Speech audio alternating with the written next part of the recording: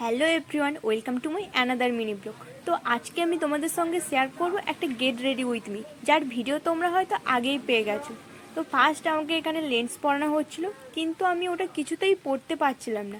যাই হোক, ফার্স্ট একটা ওয়েট ওয়াইপস দিয়ে ফেসটা ভালো করে ক্লিন করে নিল, সঙ্গে আইস কিউব দিয়ে ফেসটাকে ভালো করে অ্যাপ্লাই করে দিল। দিদি ফার্স্ট এখানে বায়োটিকের একটা টোনার অ্যাপ্লাই করলো আমার ফেসে। নেক্সট প্যাক ময়শ্চারাইজার অ্যাপ্লাই করলো।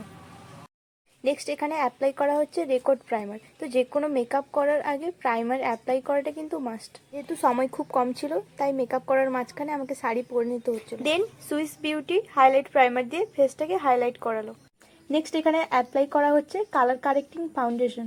এখন অ্যাপ্লাই করা হচ্ছে রেকর্ড সেট গ্লো। এখন কনসিলার অ্যাপ্লাই করা হলো। এখন পুরো ফেসটাতে ফাউন্ডেশন দিয়ে ভালোভাবে অ্যাপ্লাই করা হচ্ছে। নেক্সট দিদি এখানে আই মেকআপটা করছে। তো আই মেকআপটা কেমন হয়েছে তোমরা আমাকে কমেন্ট করে জানিও। থ্যাংক ইউ মনিকা দি এই লুকটা করে দেওয়ার জন্য। আমি সত্যিই ভাবিনি এতটা সুন্দর লাগবে। যেহেতু আজকের হেয়ার স্টাইলটা খুবই সিম্পল রাখা হবে, তাই কেবলমাত্র ফ্রন্ট সাইডের হেয়ারগুলোকে ক্রিম্পিং করে নিচ্ছিল। সেদিন লুকটা ছিল সাউথ ইন্ডিয়ানের ওপর, তাই আমি জুয়েলারিগুলো পরে নিচ্ছিলাম। তারপর দিদি এখানে এক এক করে জুয়েলারিগুলো পরাচ্ছিল। বোন এই দিকে ওদিক করছে, আমার দিকে তাকিয়ে আছে। তারপর দিদিও ওকে পরিয়ে দিল, তোমরা দেখতেই পাচ্ছ। তারপরও চুড়িগুলোও পরে নিল, সুন্দর লাগছিল খুব।